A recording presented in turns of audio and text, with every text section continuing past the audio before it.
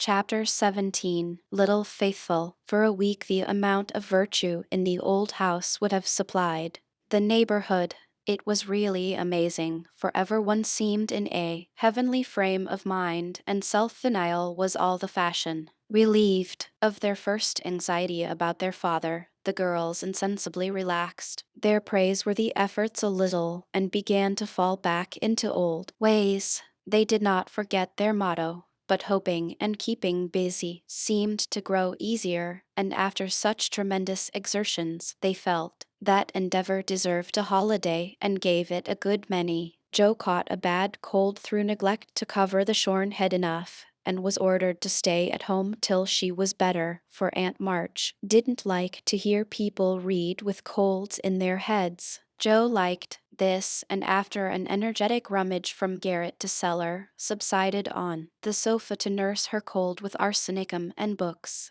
Amy found that housework and art did not go well together and returned to her mud pies. Meg went daily to her pupils and sewed, or thought she did, at home, but much time was spent in writing long letters to her mother or reading the Washington dispatches over and over. B.S. kept on, with only slight relapses into idleness or grieving. All the little duties were faithfully done each day, and many of her sisters also, for they were forgetful, and the house seemed like a clock whose pendulum was gone a-visiting. When her heart got heavy with longings for mother or fears for father, she went away into a certain closet, hid her face in the folds of a dear old gown, and made her little moan and prayed her little prayer quietly by herself.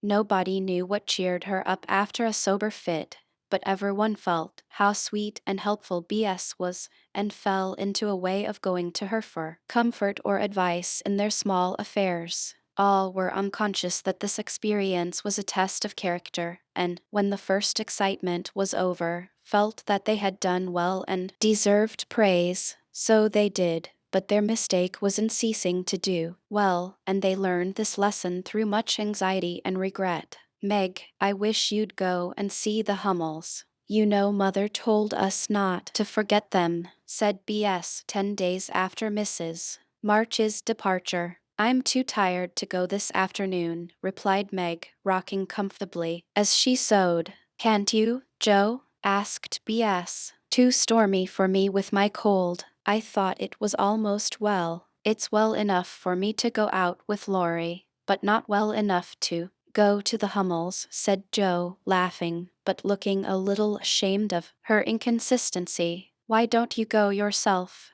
Asked Meg. I have been every day, but the baby is sick and I don't know what to do for it.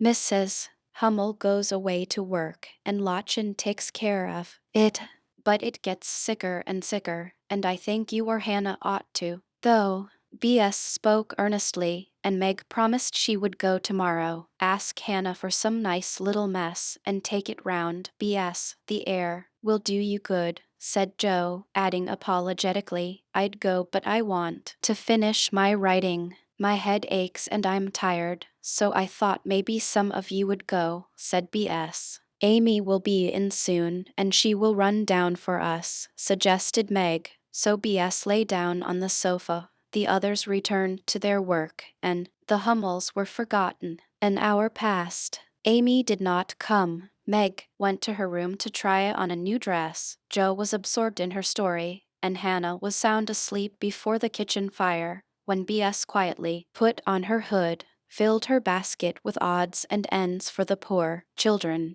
and went out into the chilly air with a heavy head and a grieved look in her patient eyes. It was late when she came back, and no one saw her creep upstairs and shut herself into her mother's room. Half an hour after, Joe went to Mother's closet for something, and there found little B.S. sitting on the medicine chest, looking very grave, with red eyes and a camphor bottle in her hand. Christopher Columbus. What's the matter? Cried Joe as B.S. put out her hand as if to warn her off, and asked quickly, You've had the scarlet fever, haven't you? Years ago, when Meg did. Why, then I'll tell you. Oh, Joe, the baby's dead. What baby? Mrs. Hummels. It died in my lap before she got home, cried B.S. with a sob.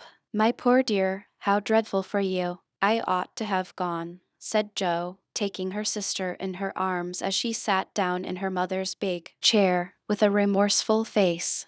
It wasn't dreadful, Jo, only so sad.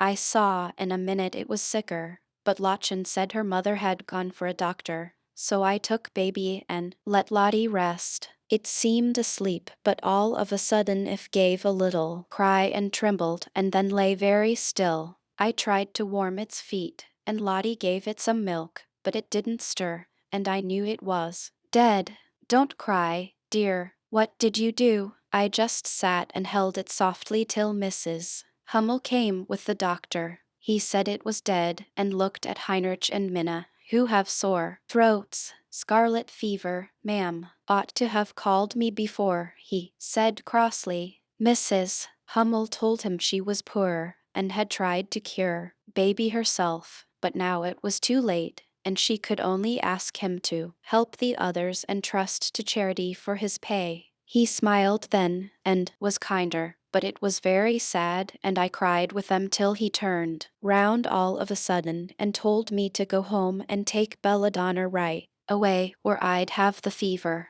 No, you won't, cried Jo, hugging her close, with a frightened look. Oh, B.S., if you should be sick I never could forgive myself. What shall we do? Don't be frightened. I guess I shan't have it badly. I looked in Mother's book and saw that it begins with headache, sore throat, and queer feelings like mine, so I did take some belladonna, and I feel better, said B.S., laying her cold hands on her hot forehead and trying to look well. If Mother was only at home, exclaimed Jo, seizing the book and feeling that Washington was an immense way off. She read a page, looked at B.S., felt her head, peeped into her throat, and then said, gravely, you've been over the baby every day for more than a week, and among the others who are going to have it, so I'm afraid you are going to have it. B.S. I'll call Hannah, she knows all about sickness. Don't let Amy come. She never had it, and I should hate to give it to her. Can't you and Meg have it over again? Asked B.S. anxiously. I guess not. Don't care if I do. Serve me right, selfish pig, to let you go and stay writing rubbish myself, muttered Jo as she went to consult Hannah. The good soul was wide awake in a minute, and took the lead at once, assuring that there was no need to worry. Everyone had scarlet fever, and if rightly treated, nobody died, all of which Jo believed and felt much relieved as they went up to call Meg. Now I'll tell you what we'll do, said Hannah, when she had examined and questioned B.S. We will have Dr. Bangs just to take a look at you, dear, and see that we start right. Then we'll send Amy off to Aunt March's for a spell to keep her out of harm's way, and one of you girls can stay at home and amuse B.S. for a day or two. I shall stay, of course. I'm oldest, began Meg, looking anxious and self-reproachful. I shall, because it's my fault she is sick. I told Mother I'd do the errands, and I haven't, said Jo decidedly. Which will you have, B.S.? There ain't no need of but one aid. Hannah, Jo, please. And B.S. leaned her head against her sister with a contented look, which effectually settled that point. I'll go and tell Amy, said Meg, feeling a little hurt, yet rather relieved on the whole, for she did not like nursing, and Jo did. Amy rebelled outright and passionately declared that she had rather have the fever than go to Aunt March.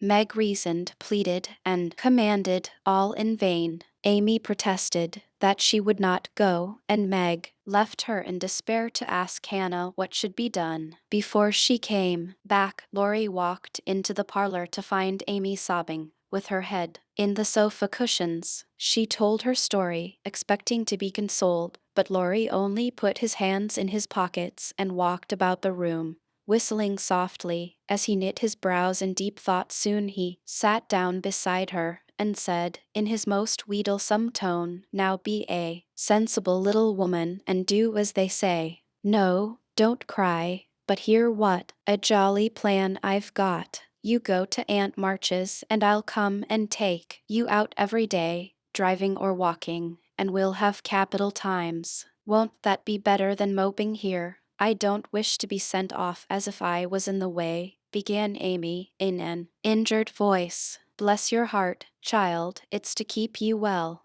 You don't want to be sick, do you? No, I'm sure I don't, but I dare say I shall be, for I've been with BS all the time. That's the very reason you ought to go away at once, so that you may escape it. Change of air and care will keep you well, I dare say, or, if it does not entirely, you will have the fever more lightly. I advise you to be off as soon as you can, for scarlet fever is no joke, miss. But it's dull at Aunt March's, and she is so cross, said Amy, looking rather frightened. It won't be dull with me popping in every day to tell you how BS is, and take you out gallivanting. The old lady likes me, and I'll be as sweet as possible to her, so she won't peck at us, whatever we do. Will you take me out in the trotting wagon with Puck, on my honor as a gentleman, and come every single day? See if I don't, and bring me back the minute PS is well, the identical minute, and go to the theater, truly, a dozen theaters if we may. Well, I guess I will, said Amy slowly. Good girl, call Meg and tell her you'll give in, said Laurie, with an approving pat, which annoyed Amy more than the giving in. Meg and Joe came running down to behold the miracle which had been wrought, and Amy, feeling very precious and self-sacrificing, promised to go if the doctor said BS was going to be ill. How is the little dear? Asked Laurie, for BS was his especial pet, and he felt more anxious about her than he liked to show. She is lying down on mother's bed and feels better. The baby's death troubled her, but I dare say she has only got cold. Hannah says she thinks so, but she looks worried, and that makes me fidgety, answered Meg. What a trying world it is, said Joe, rumpling up her hair in a fretful way. No sooner do we get out of one trouble than down comes another. There doesn't seem to be anything to hold on to when mother's gone, so I'm all at sea. Well, don't make a porcupine of yourself. It isn't becoming. Settle your wig, Joe, and tell me if I shall telegraph to your mother or do anything? Asked Laurie, who never had been reconciled to the loss of his friend's one beauty. That is what troubles me, said Meg. I think we ought to tell her if BS is really ill, but Hannah says we mustn't, for mother can't leave father, and it will only make them anxious. BS won't be sick long, and Hannah knows just what to do, and mother said we were to mind her, so I suppose we must, but it doesn't seem quite right to me. Well, I can't say. Suppose you ask grandfather after the doctor has been. We will, Joe, go and get Dr. Bangs at once, commanded Meg. We can't decide anything till he has been. Stay where you are, Joe. I'm errand boy to this establishment, said Laurie, taking up his cap. I'm afraid you are busy, began Meg. No, I've done my lessons for the day. Do you study in vacation time? Asked Joe. I follow the good example my neighbors set me, was Laurie's answer, as he swung himself out of the room. I have great hopes for my boy, observed Joe, watching him fly over the fence with an approving smile. He does very well for a boy, was Meg's somewhat ungracious answer, for the subject did not interest her. Doctor Bangs came, said B.S. had symptoms of the fever, but he thought she would have it lightly, though he looked sober over the Hummel story. Amy was ordered off at once and provided with something to ward off danger. She departed in great state, with Joe and Laurie as escort. Aunt March received them with her usual hospitality. What do you want now? She asked, looking sharply over her spectacles, while the parrot, sitting on the back of her chair, called out, "Go away. No boys allowed here."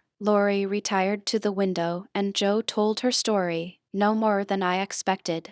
If you are allowed to go poking about among poor folks, Amy can stay and make herself useful if she isn't sick, which I've no doubt she will be. Looks like it now. Don't cry, child. It worries me to hear people sniff. Amy was on the point of crying, but Laurie slyly pulled the parrot's tail, which caused Polly to utter an astonished croak and call out, "Bless my boots," in such a funny way that she laughed instead. "What do you hear from your mother?" asked the old lady gruffly. "Father is much better," replied Joe, trying to keep sober. "Oh, is he? Well, that won't last long, I fancy. March never had any stamina," was the cheerful reply. "Ha, ha, never say die. Take a pinch of snuff. Goodbye, goodbye," squalled Polly, dancing on her perch and clawing at the old lady's cap as Laurie tweaked him in the rear. "Hold your tongue, you disrespectful old bird, and, Joe, you'd better go at once. It isn't proper to be gadding about so late with a rattle-pated boy like." "Hold your tongue, you disrespectful old bird," cried Polly, tumbling off the chair with a bounce and running to peck the rattle-pated boy, who was shaking with laughter at the last speech. "I don't think I can bear it, but I'll try," thought Amy, as she was left alone with Aunt March. Chapter 18. Dark Days. B.S. did have the fever, and was much sicker than anyone but Hannah, and the doctor suspected. The girls knew nothing about illness, and Mr. Lawrence was not allowed to see her, so Hannah had everything her own way, and busy Dr. Bangs did his best, but left a good deal to the excellent nurse. Meg stayed at home, lest she should infect the Kings, and kept house, feeling very anxious and a little guilty when she wrote letters in which no mention was made of Bess's illness. She could not think it right to deceive her mother, but she had been bidden to mind Hannah, and Hannah wouldn't hear of Mrs. Marchbane told and worried just for such a trifle. Jo devoted herself to B.S. day and night, not a hard task, for B.S. was very patient and bore her pain uncomplainingly as long as she could control herself. But there came a time when during the fever fits she began to talk in a hoarse, broken voice, to play on the coverlet as if on her beloved little piano, and try to sing with a throat so swollen that there was no music left, a time when she did not know the familiar faces around her, but addressed them by wrong names and called imploringly for her mother. Then Jo grew frightened. Meg begged to be allowed to write the truth, and evening Hannah said she would think of it, though there was no danger yet. A letter from Washington added to their trouble, for Mr. March had had a relapse and could not think of coming home for a long while. How dark the days seemed now, how sad and lonely the house, and how heavy were the hearts of the sisters as they worked and waited, while the shadow of death hovered over the once happy home. Then it was that Margaret, sitting alone with tears dropping often on her work, felt how rich she had been in things more precious than any luxuries money could buy, in love, protection, peace, and health, the real blessings of life. Then it was that Jo, living in the darkened room with that suffering little sister always before her eyes and that pathetic voice sounding in her ears, learned to see the beauty and the sweetness of B.S.'s nature, to feel how deep and tender a place she filled in all hearts, and to acknowledge the worth of B.S.'s unselfish ambition to live for others and make home happy by that exercise of those simple virtues which all may possess, and which all should love and value more than talent, wealth, or beauty. And Amy, in her exile, longed eagerly to be at home, that she may work for B.S., feeling now that no service would be hard or irksome, and remembering, with regretful grief, how many neglected tasks those willing hands had done for her. Laurie haunted the house like a restless ghost, and Mr. Lawrence locked the grand piano, because he could not bear to be reminded of the young neighbor who used to make the twilight pleasant for him. Everyone missed B.S. The milkman, baker, grocer, and butcher inquired how she did. Poor Mrs. Hummel came to beg pardon for her thoughtlessness and to get a shroud for Minna. The neighbors sent all sorts of comforts and good wishes, and evening those who knew her best were surprised to find how many friends shy little B.S. had made. Meanwhile she lay on her bed with old Joanna at her side, for evening in her wanderings she did not forget her forlorn protégé. She longed for her cats, but would not have them brought, lest they should get sick, and in her quiet hours she was full of anxiety about Joe. She sent loving messages to Amy, bade them tell her mother that she would write soon, and often begged for pencil and paper to try to say a word, that father may not think she had neglected him. But soon evening these intervals of consciousness ended, and she lay hour after hour, tossing to and fro, with incoherent words on her lips, or sank into a heavy sleep which brought her no refreshment. Doctor Bangs came twice a day. Hannah sat up at night. Meg kept a telegram in her desk all ready to send off at any minute, and Joe never stirred from B.S.'s side. The 1st of December was a wintry day truly to them, for a bitter wind blew, snow fell fast, and the year seemed getting ready for its death. When Dr. Bangs came that morning, he looked long at B.S., held the hot hand in both his own for a minute, and laid it gently down, saying in a low voice to Hannah, if Mrs. March can leave her husband, she'd better be sent for. Hannah nodded without speaking, for her lips twitched nervously. Meg dropped down into a chair as the strength seemed to go out of her limbs at the sound of those words, and Joe, standing with a pale face for a minute, ran to the parlor, snatched up the telegram, and throwing on her things, rushed out into the storm. She was soon back, and while noiselessly taking off her cloak, Laurie came in with a letter, saying that Mr. March was mending again. Joe read it thankfully, but the heavy weight did not seem lifted off her heart, and her face was so full of misery that Laurie asked quickly, "What is it? Is B.S. worse?" "I've sent for Mother," said Joe, tugging at her rubber boots with a tragic expression. "Good for you, Joe. Did you do it on your own responsibility?" asked Laurie, as he seated her in the hall chair and took off the rebellious boots, seeing how her hands shook. "No, the doctor told us to." "Oh, Joe, it's not so bad as that," cried Laurie, with a startled face. "Yes, it is. She doesn't know us. She doesn't even talk about the flocks of green doves, as she calls the vine leaves on the wall. She doesn't look like my B.S., and there's nobody to help us bear it. Mother and father both gone, and God seems so far away I can't find him." As the tears streamed fast down poor Joe's cheeks, she stretched out her hand in a helpless sort of way, as if groping in the dark, and Laurie took it in his, whispering as well as he could with a lump in his throat, "I'm here. Hold on to me, Joe, dear." She could not speak, but she did hold on, and the warm grasp of the friendly human hand comforted her sore heart, and seemed to lead her nearer to the divine arm which alone could uphold her in her trouble. Laurie longed to say something tender and comfortable, but no fitting words came to him, so he stood silent, gently stroking her bent head as her mother used to do. It was the best thing he could have done, far more soothing than the most eloquent words, for Joe felt the unspoken sympathy, and in the silence learned the sweet solace which affection administers to sorrow. Soon she dried the tears which had relieved her, and looked up with a grateful face.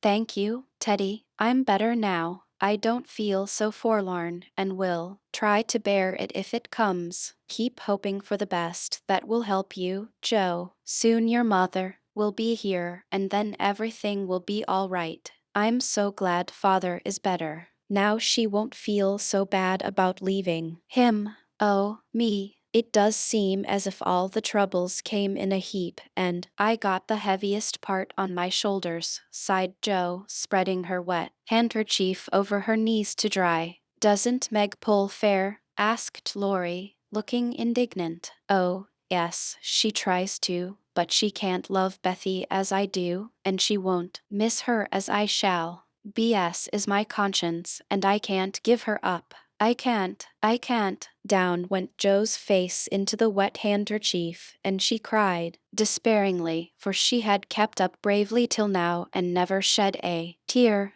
Laurie drew his hand across his eyes, but could not speak till he had subdued the choky feeling in his throat and steadied his lips. It may be unmanly, but he couldn't help it, and I am glad of it soon. As Joe's sobs quieted, he said hopefully, I don't think she will die. She's so good, and we all love her so much. I don't believe God will take her away yet. The good and dear people always do die, groaned Joe, but she stopped crying, for her friend's words cheered her up in spite of her own doubts and fears. Poor girl, you're worn out. It isn't like you to be forlorn. Stop a bit. I'll hearten you up in a jiffy. Laurie went off 2 stairs at a time, and Joe laid her wearied head down on BS's little brown hood, which no one had thought of moving from the table where she left it. It must have possessed some magic, for the submissive spirit of its gentle owner seemed to enter into Joe, and when Laurie came running down with a glass of wine, she took it with a smile and said bravely, I drink health to my BS. You are a good doctor, Teddy, and such a comfortable friend. How can I ever pay you? She added, as the wine refreshed her body as the kind words had done her troubled mind. I'll send my bill by and by, and tonight I'll give you something that will warm the cockles of your heart better than quarts of wine, said Laurie, beaming at her with a face of suppressed satisfaction at something. What is it? Cried Joe, forgetting her woes for a minute in her wonder. I telegraphed to your mother yesterday, and Brooke answered she'd come at once, and she'll be here tonight, and everything will be all right. Aren't you glad I did it? Laurie spoke very fast, and turned red and excited all in a minute, for he had kept his plot a secret, for fear of disappointing the girls or harming BS. Joe grew quite white, flew out of her chair, and the moment he stopped speaking she electrified him by throwing her arms round his neck and crying out, with a joyful cry, Oh, Laurie, oh, mother, I am so glad. She did not weep again, but laughed hysterically, and trembled and clung to her friend as if she was a little bewildered by the sudden news. Laurie, though decidedly amazed, behaved with great presence of mind. He patted her back soothingly, and finding that she was recovering, followed it up by a bashful kiss or two, which brought Joe round at once. Holding on to the banisters, she put him gently away, saying breathlessly, Oh, don't. I didn't mean to. It was dreadful of me, but you were such a dear to go and do it in spite of Hannah that I couldn't help flying at you. Tell me all about it, and don't give me wine again. It makes me act so. I don't mind, laughed Laurie, as he settled his tie. Why, you see I got fidgety, and so did Grandpa. We thought Hannah was overdoing the authority business, and your mother ought to know. She'd never forgive us if BS well, if anything happened, you know. So I got Grandpa to say it was high time we did something, and off I pelted to the office yesterday, for the doctor looked sober, and Hannah most took my head off when I proposed a telegram. I never can bear to be lorded over, so that settled my mind, and I did it. Your mother will come, I know, and the late train isn't at 2 a.m. I shall go for her, and you've only got to bottle up your rapture and keep BS quiet till that blessed lady gets here. Laurie, you're an angel. How shall I ever thank you? Fly at me again. I rather liked it, said Laurie, looking mischievous, a thing he had not done for a fortnight. No, thank you. I'll do it by proxy when your grandpa comes. Don't tease, but go home and rest, for you'll be up half the night. Bless you, Teddy, bless you. Joe had backed into a corner, and as she finished her speech, she vanished precipitately into the kitchen, where she sat down upon a dresser and told the assembled cats that she was happy, oh, so happy, while Laurie departed, feeling that he had made a rather neat thing of it. That's the interferingest chap I ever see. but I forgive him and do hope Mrs. March is coming right away, said Hannah, with an air of relief when Joe told the good news. Meg had a quiet rapture and then brooded over the letter while Joe set the sick room in order and Hannah knocked up a couple of pies in case of company unexpected. A breath of fresh air seemed to blow through the house, and something better than sunshine brightened the quiet rooms. Everything appeared to feel the hopeful change. B.S.'s bird began to chirp again, and a half-blown rose was discovered on Amy's bush in the window. The fires seemed to burn with unusual cheeriness, and every time the girls met, their pale faces broke into smiles as they hugged one another, whispering encouragingly, "Mother's coming, dear. Mother's coming." Everyone rejoiced but B.S. She lay in that heavy stupor, alike unconscious of hope and joy, doubt and danger. It was a piteous sight, the once rosy face so changed and vacant, the once busy hands so weak and wasted, the once smiling lips quite dumb, and the once pretty, well-kept hair scattered rough and tangled on the pillow. All day she lay so, only rousing now and then to mutter, "Water," with lips so parched they could hardly shape the word.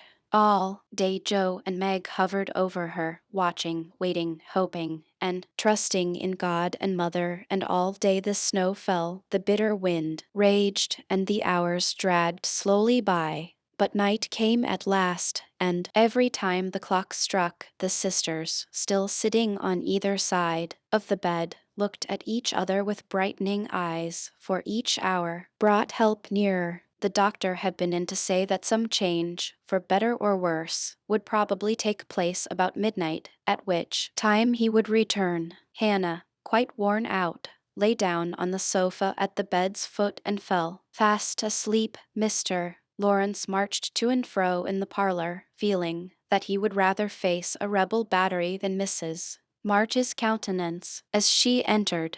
Laurie lay on the rug, pretending to rest, but staring into the fire with a thoughtful look which made his black eyes beautifully soft and clear. The girls never forgot that night, for no sleep came to them as they kept their watch, with that dreadful sense of powerlessness which comes to us in hours like those. "If God spares B.S., I never will complain again," whispered Meg, earnestly. "If God spares B.S., I'll try to love and serve him all my life," answered Joe, with equal fervor. "I wish I had no heart, it aches so," sighed Meg, after a pause. "If life is often as hard as this, I don't see how we ever shall get through it," added her sister despondently. Here the clock struck 12, and both forgot themselves in watching B.S., for they fancied a change passed over her wan face. The house was still as death, and nothing but the wailing of the wind broke the deep hush.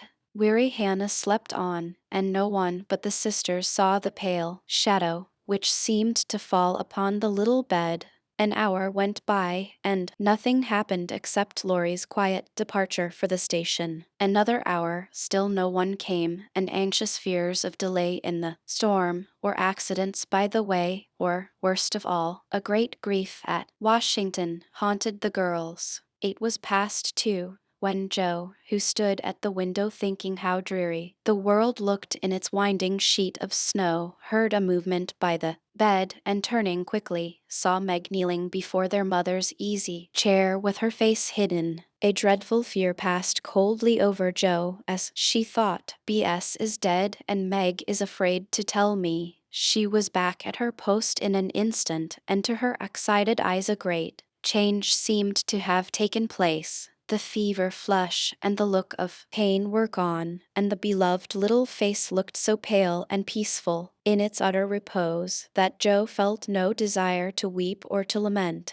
Leaning low over this dearest of her sisters, she kissed the damp forehead with her heart on her lips, and softly whispered, "Goodbye, my B.S. Goodbye." As if awaked by the stir, Hannah started out of her sleep, hurried to the bed, looked at B.S., felt her hands, listened at her lips, and then, throwing her apron over her head, sat down to rock to and fro, exclaiming, under her breath, "The fever's turned, she's sleepin'. Natural, her skin's damp, and she breathes easy. Praise be given. Oh, my goodness me." Before the girls could believe the happy truth, the doctor came to confirm it. He was a homely man, but they thought his face quite heavenly when he smiled and said, with a fatherly look at them, "Yes, my dears, I think the little girl will pull through this time. Keep the house quiet, let her sleep, and when she wakes, give her what they were to give." Neither heard, for both crept into the dark hall, and sitting on the stairs, held each other close, rejoicing with hearts too full for words.